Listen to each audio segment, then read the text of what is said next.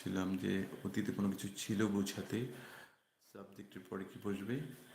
সাবজেক্টের পরে বসবে হ্যাড। যেমন আমার একটি গাড়ি ছিল, আই হ্যাড এ কার। আমার একটি বাড়ি ছিল, আই হ্যাড হোম।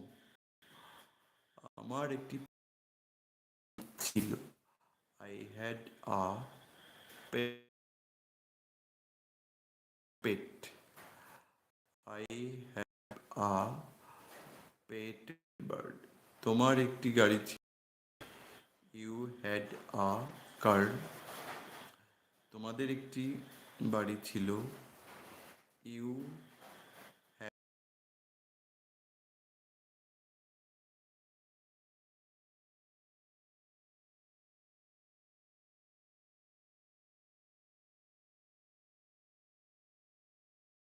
গাড়ি ছিল কি হবে?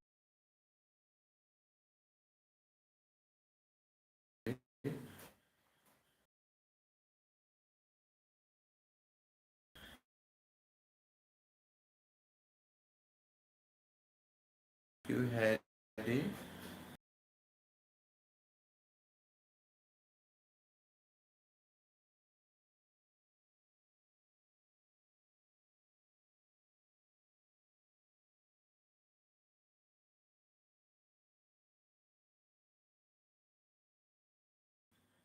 আমার একটি নদী ছিল।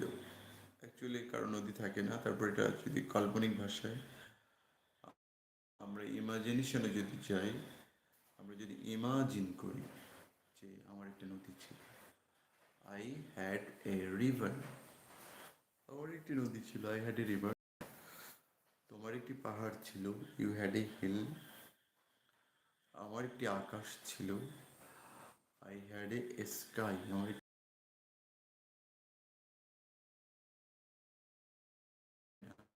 আমরা I had a sky.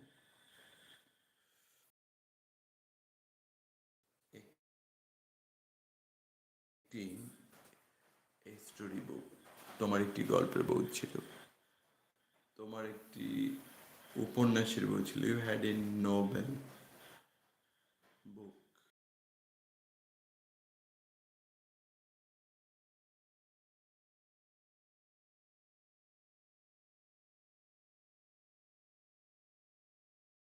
Book of drama. তোমার একটা নাটকের বই ছিল, you had a drama book. গল্পের বই, স্টোরি বুক, কবিতার বই, পোয়েম বুক। তারপরে যদি আমরা বলি, আমার একটি I had a red umbrella. I had a red umbrella. আবার অনেক গল্প ছিল, আই হ্যাড মেনি স্টোরিজ। আমার একটি গল্প ছিল, আই হ্যাড এ স্টোরি। আমরা যখন একটি বলবো তখন ব্যবহার করবো, মানে এ উচ্চারণ।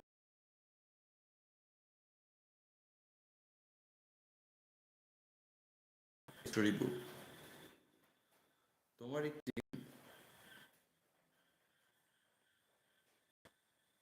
নীল ছাতা ছিল, you had a blue umbrella. You had a blue umbrella. তোমার একটি নীল ছাতা ছিল, you had a blue umbrella.